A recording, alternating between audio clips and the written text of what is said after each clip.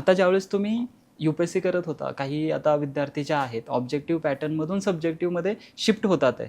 तर याच्यामध्ये शिफ्ट होताना काय स्ट्रॅटेजी असली पाहिजे? सब्जेक्टिव्हसाठी काय माइंडसेट लागतोय? पहिल्यांदा की पी-वाय-क्यू आणि सिलेबस मॅपिंग आपण केली पाहिजे, ओके. की जेणेकरून तुम्हाला हॉरिझॉन्टल आणि व्हर्टिकल डेप्थ कळेल, की बाबा हे सिलेबस टॉपिक्स आहेत, पण याच्यामध्ये इथपर्यंत जाऊन ते या पातळीपर्यंत त्यांनी विचारले.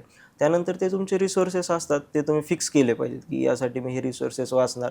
ते रिसोर्सेस तुम्ही 3-4 वेळेस वाचले पाहिजे.